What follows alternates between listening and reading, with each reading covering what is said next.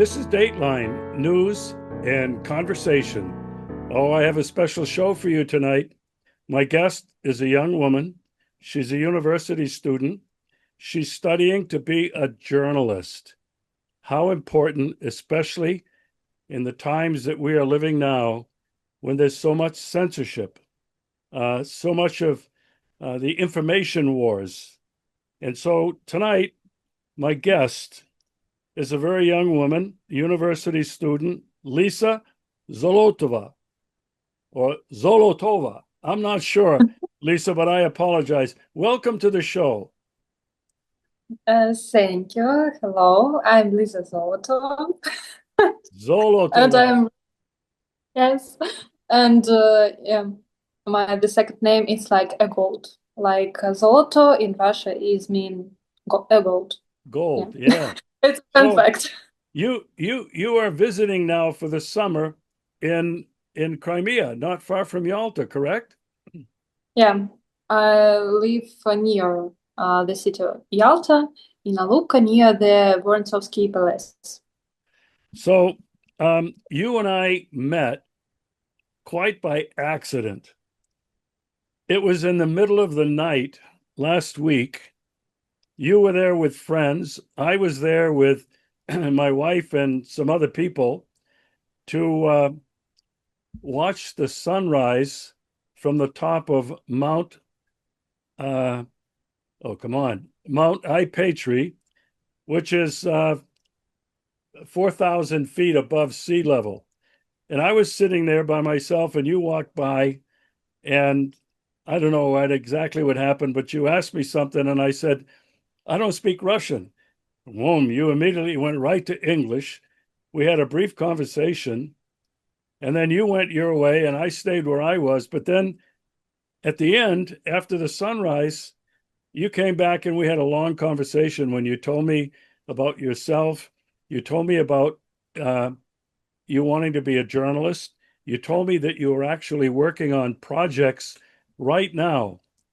So, Lisa, I am so happy to introduce you to the people who follow me and are going to watch this show. I've never had somebody uh, as young as you, really as pretty as you, and I've never had somebody who aspires to become a journalist. So I'm very happy to be able to have this conversation with you this evening. Now, the first thing I'm going to ask you is, where are you from? Where were you born? Tell me a little bit about your background growing up in school, early school, high school, and then we'll get into the university. So tell me a little bit about who you are.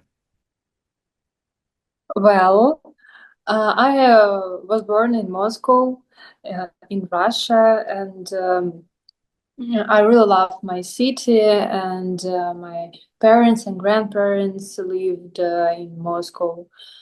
I started my study in the ordinary school, but I have a lot of hobbies like swimming, chess, analytics, um, horse riding, a lot of sport, and so on. Also, I play on flute and fortepiano, and I have a music study. So I'm really proud of my mother, who spent all her time for my study, and I think that she like produced me to be a creative person, and creative person, I think, yeah. She had a dream to have a really clever girl. I don't know. So I have a two school. At the first school, I have a lot of troubles with my classmates because they thought, and not only classmates, some teachers thought that my family is rich, but it's not a true fact.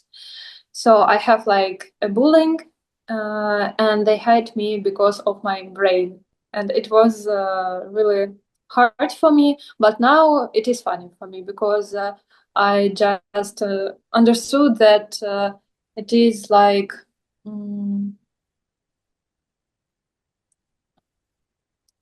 So I will skip this chapter and the second school.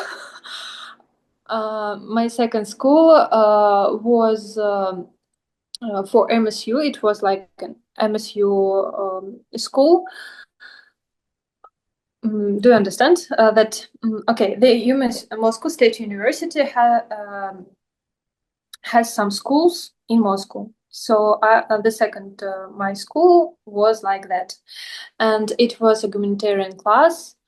I learned a lot of literature, history, English, and of course Russian language. It's my professional language. I really love this language, and my heart is it for this language, Russian language. It was the system of the school was like a university, so we had a lot of strong teachers, and I want to say to thank you them. I have a brilliant bells of my exams. I have 100 bells for my EGA exams. It is a special exam in Russia for literature. Yeah, I really love literature. I read a lot, and it is the most lovely hobby. So after that, I have a gap year. I had a dream to learn in the MSU. It is, like a brand, the faculty of journalism in the MSU. But now they have a lot of problems in this university. And after the year, I have some trips around the Europe, uh, and I have a lot of time to understand what I want to do. And now I'm in High School of Economic. I think it is the best university in Russia nowadays.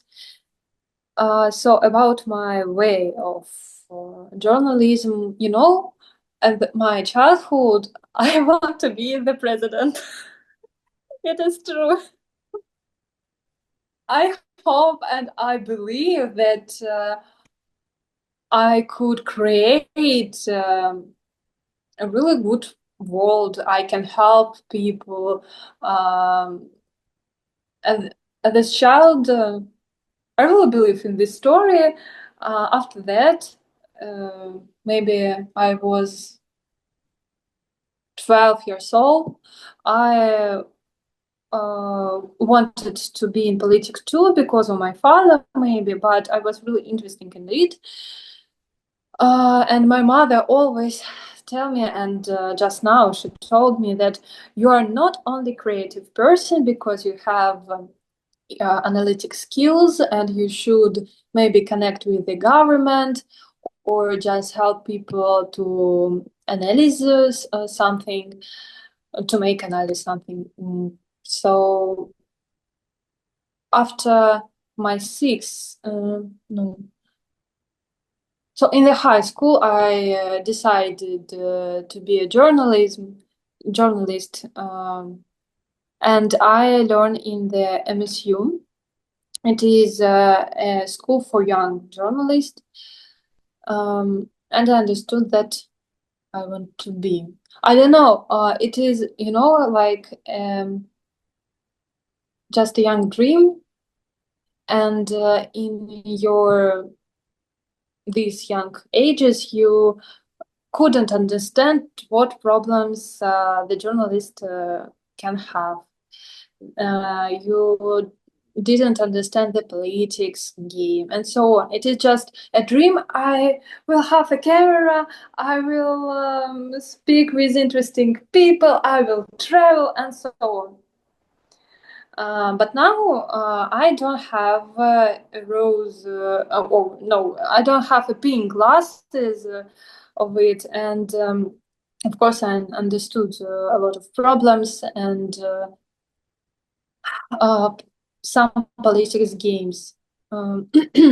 So I never want to be in camera. I was always interesting to be behind the scenes, behind the cameras, and at the first my year, I made some documentary films about the volunteers in the SVO, and I created just for my money and just for my wish. I have a job, uh, but it is not connected with the journalist. It's just my money to create, to make some creative projects and so on. I'm like the idea that you can spend your money on your art, on your art, on your videos, on your projects. So in the end of my first year in the High School of Economics, I have some interviews. I made it by myself, and I think that it was my first experience, but it was really important. And now I think that it was a good experience, and the video not really bad.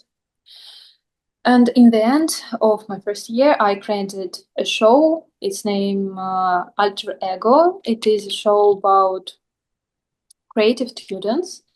Also, I forget one word. In our studio, there is a special media expert. For example, it can be Kirill Zdenok. It is a really famous producer of bloggers, and he has a media agency. Mikhail Guberniev. It is a famous sport commentator. It is Alexander Shokotov. He's only 12 years, 20 years old, 20 years old, but I was inspired by him, and I decided to make show with him. And Artyom Gabrilanov, it is like the Russian version of the Marvel. He created a really famous film and comic story about Mayor Grom. I don't know. Do you know about it? But in Russia, it is really popular and famous. And it is just by me. Of course, I have a big team. It is about 40 people, but I started just by one. I created it by myself, and I know how it is hard sometimes to do it alone. So now I'm not only a journalist, I'm a producer, and now I don't know what I want to do. And at the moment, I decide to do everything that it is interesting for me because I'm a really young girl and I have all my life to decide what I should do. So also I love the journalism because it is a really huge profession. You can be a travel journalist, you can be a politic journalist, and a lot of spheres you can show and work in them. And for me, it is really important not to have a boring job in the office where only, I don't know, numbers, money, and so on. The life shouldn't be boring. I No, I want to say that the life mustn't be boring because we live just once. So, So I talk about. no, Lisa, that's wonderful. Now, let me ask you a couple of questions. You have a dream to be president of the Russian Federation. Yeah. Why not? Why not? I hope I there. have. Mhm. Go ahead. I have two stories for you. The first, you know that one time the president of Russia was Dmitry Medvedev. He's a really funny person, and I really love to read his Twitter sometimes. But it was a new year, and the third fun fact: I didn't have a TV from my childhood. But I'm a journalist. It's a paradox. So it was a new year, and in our flat was a TV at that time. And my mother asked me, Lisa, did you know who is Medvedev? Do you know who is it? And I looked at her. I was about 6 or 7 years old, and I said, "Of course, he's Vladimir Putin." Now, at the childhood, I understood this politic like chess game, and I understood that the real president of Russia is Vladimir Putin, not Medvedev. It is the first, and the second. When I was in the Ukraine before the Maidan, and so and the next situation in the Ukraine, it was I think 2012 year. I didn't remember. So it was near this time, and we rode to Kiev, and in that time was Timoshenko. And I was a young girl, and I saw that a really beautiful woman want to be the president of the country. And of course, I support her. And I say to my mother that if a woman will be the president of the Ukraine, the country will be brilliant. It was my childhood logic that the woman as a president, it is the best way. Well, I think that is a wonderful dream to have. And who knows? Vladimir Putin, uh, he's not going to be president forever. I think Russians may want to keep him for as long as they can. But, uh, you know, Russia had many famous women in its history. They were czars. We have Catherine the Great. Yes, of course. So who's to say that somebody like you could not someday be the president of the Russian Federation? I would vote for you. Oh, thank you. You're not the first person who said it, but um, who knows? Who knows? Okay, so let me ask you a couple of other questions. Um, why do you want to be a journalist? I mean, what is it about journalism that inspires you, or that that gets you excited? What is it? Okay, I consider that it is my theory, just my opinion, that everyone choose their work or job by their psychological trauma. For example, if you try to find the truth, sometimes people go, I don't know, for I forgot one word, sorry. Um, 1 second, I should translate. It is a really easy word, but I forgot. Um, Lawyer. So, Lawyer. yeah, if lawyer, yeah, if you have a trauma, for example, about somebody's life, you can be a doctor, and so on. I thought a lot about my trauma. Um, But I think that it is not only to find the truth, but create something. I always want to create something good, something truthful, and uh, I don't like to communicate a lot of people. I'm a hermit. It is a real fact. I'm a hermit person. I'm not an introvert. Well, I'm not an extrovert. Yeah. But all my time I want to create something big, important for society and people, and make something great. But in my childhood, I always love cameras, and so and a lot of techniques. I always watched on the YouTube some videos about I bought a new camera and it is unpacking, and I was sitting like, oh my God, it is my dream. So it is interesting that now I have an opportunity to have six camera of black magic in my studio to film my show, and a little Lisa in my heart like, oh my God, it is well, it wasn't my dream, but I couldn't um, want it because it is a big dream. I think that I became a journalist not only for the truth, but on not only for the fighting the truth, but also for creating something good.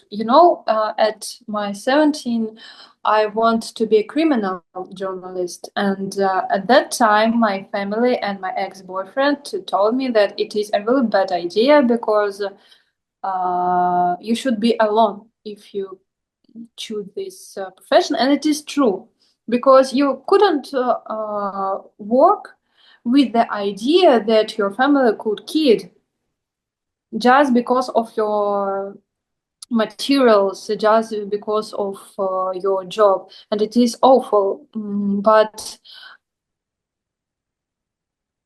I had an interview with a pathologoanatom 2 years ago, and it is interesting to speak with a person who always see the death and work with that. So I have a lot of alter ego sometimes, and I have a science work about information wars, and I have a science work about the Marina Abramovich, about her performances. Because it's not my you know a big interested, but in the HSE we have a minor. It is like the second study in your diploma, and you can choose what you want, and I choose the modern art, and I wrote about it. So yes, I think that this age should be like experience just in all spheres. So you obviously love what you are doing, Yeah, I really love my profession. and you obviously enjoy meeting people and talking to people, correct? Yes. You're interested in who they are, what they do. Uh, you're interested in telling their story. Now, I don't know if I misunderstood. Did you say that you're an introvert or an extrovert? I'm I'm am not an extrovert. I'm introvert and like hermit. Sometimes I just want to live in the forest and be with I don't know and live in the monastery. Well, in the brief time that I've known you and the way we met, I would not refer to you as an introvert. Uh, I mean, most young women, I think, would have seen an old guy like me sitting on a bench on the top of a mountain at 3 o'clock in the morning, would have not even walked near me. Uh, anyway, I'm just making a little point there. I think you have a wonderful personality. Uh, you do not seem to be shy, uh, even with an old man in the middle of the night. So I think these are good qualities. You mentioned a couple of things. You love the camera and you love to be behind the camera. Um, you know, um, that could lead you to a very, very rewarding career. Uh, if you become a filmmaker or a producer filmmaker like myself, I have to do it everything. I'm a producer, I'm the director, I'm the filmmaker, I'm the editor, I write the narration, blah, blah, blah, blah, blah. But what I'm trying to say is, I think you have what it takes to become very successful, and not in the terms measured by money, but in terms of being fulfilled, personally satisfied with producing something that is useful and meaningful for the public. Would you agree? Yeah, I think, yeah. So, what are you currently working on right now? You're working as a producer now, right? You have projects that you're working on? Yeah, it is my own project, but after that, I have some, I forgot the word again, but okay, I rephrase. I have my own project. It is a show Alter Ego. I told you about that. But after I think the second video, some people started to write me and they want me to be a producer in their project. I'm not a creative project in their projects, but I'm like a line or analytic producer. So I create the communication, the logistic, I read the scenery, I communicate with guests and so on. And my friend Michael and me, I think 5 years ago, create a film about Britney, if you know. Yeah, it is 12 minutes on YouTube, and we make it in the style of infotainment. It is like a genre in Russia. I don't know, is it in the USA, but I think it is like a world genre of video infotainment. Um, and I want to, I think that our job is brilliant because you can be in different genres. And sometimes I think that you should and you must work in different genres and try yourself in different ways. So I want to work, of course, in some big company, video holding, but I'm a student now and I have some projects by me or just my friends. And of course, I have to work in another way just to have my money. But I'm finance independent from my parents because I worked, I think, about 3 years, and I create my own finance. You know what I So think? I think you probably will have to find a job when you finish school, and that may be with a big company. You will learn a great deal about the inner workings of a big company, but I'm willing to guess and bet, listening to you talk about being a creative person, about somebody who wants to uh, create on her own, you probably at some point are going to go on your own because you're going to want to be the one in charge. You said you wanted to be president of Russia. That's being in charge. I'm serious about this. I think, I told you that I used to be a high school journalism and photojournalism teacher. And many of my students became journalists. They worked for television news. They worked for newspapers. Some of them became independent photographers and filmmakers. Um, but if you have inside of you this desire and this dream of being creative, and you talked about being creative, uh, I think that you will find your way at some point to being independent. yeah, but I want to work only in the internet. I pay the TV industry and I don't work to here. To tell the truth, I just want to work in the internet production, internet. industry of journalism, not in the paper or radio. I know a lot of the internet and so on. So I think it's like my sphere, professional sphere. On the internet. Yeah.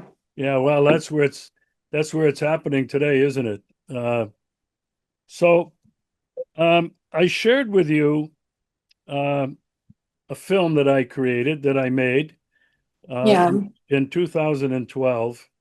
Um, it was a film that changed my life, really. I had been working in journalism for many, many years and documenting uh, a variety of uh, protests over the environment, protests over war. Um, and I did a lot of that for a long time until I made my film, The Ghost of Jeju. And you had expressed interest in that when I told you, and you watched it. Um, what was it? And you wrote an incredible review. Uh, I've never had anybody write such a detailed and positive review of that film as you did. Um, what was it that you learned from that film, and not just in a historical context, but behind it, the story behind it? Uh, Tell me a little bit about your impressions of watching that and like what it meant to you. Okay. I will try to speak briefly. So, of course, it is a really hard story, and the audience should watch if they haven't already watched it. So, I recommend to see this film, to watch this film.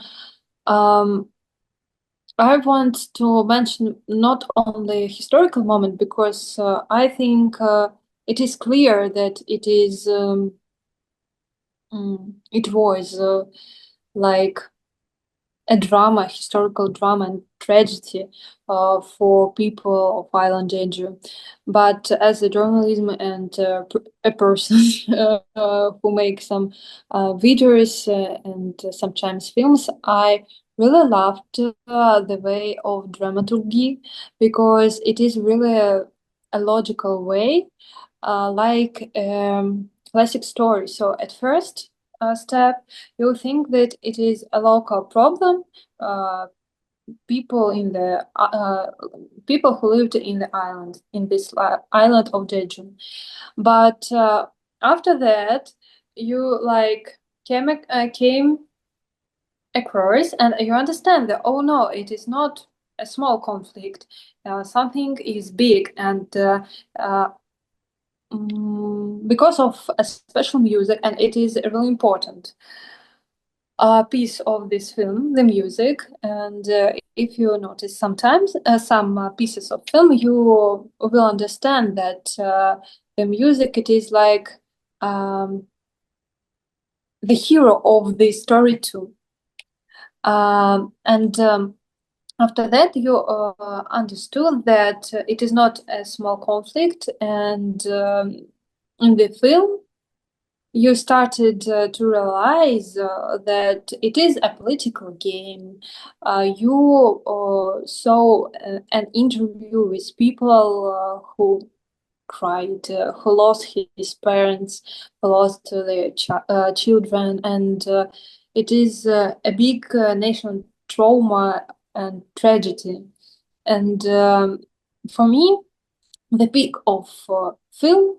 I don't know what you want to make a peak of film, but for me, it was mention of American general uh, who told to kill not only men but women and their children, and he told about the war and what that soldiers must and think about what he killed.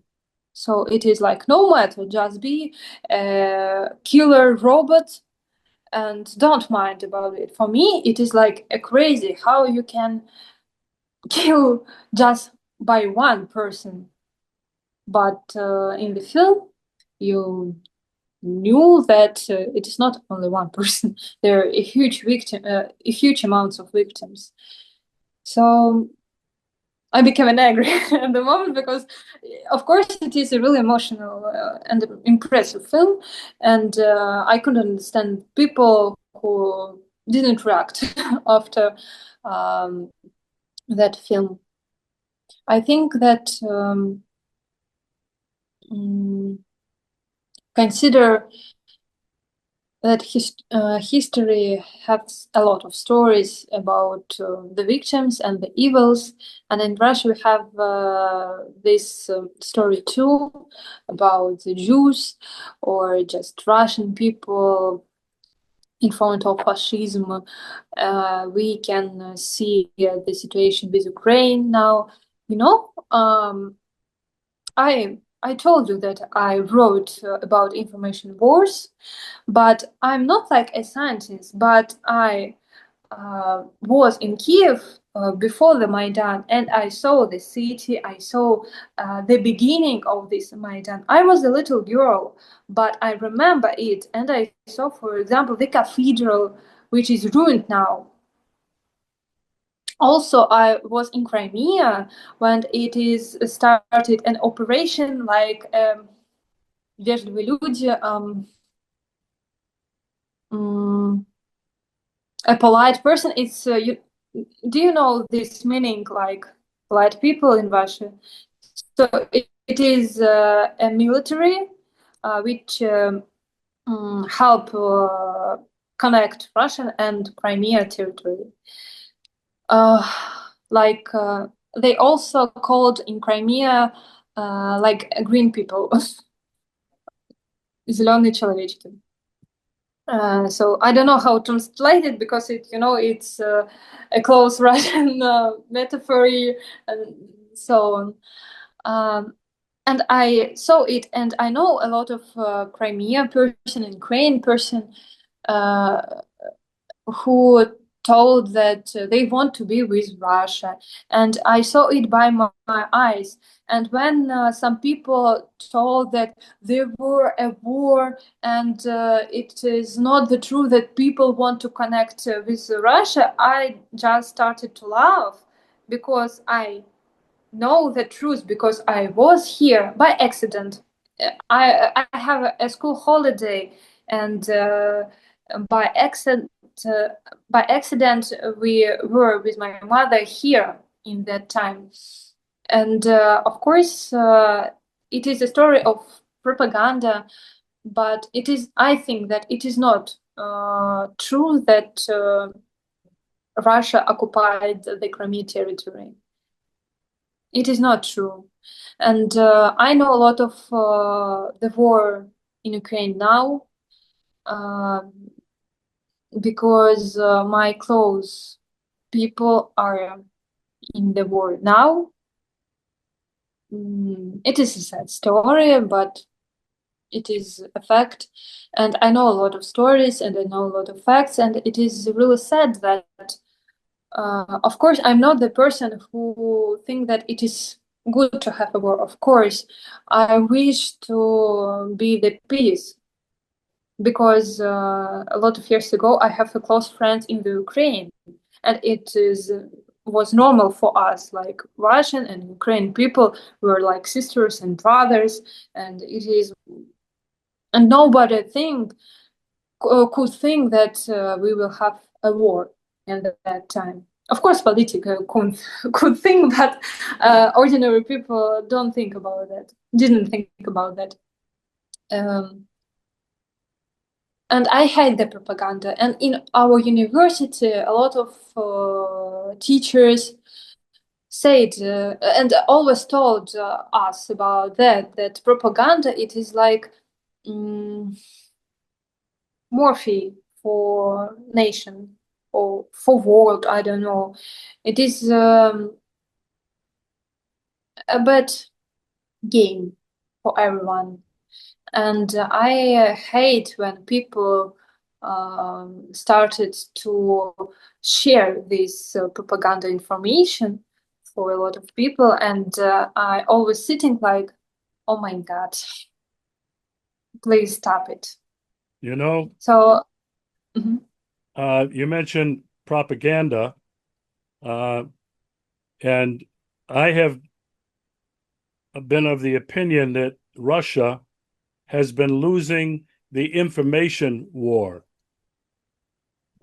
Compared to the United States and the West, who have developed this psychological information warfare to an art form.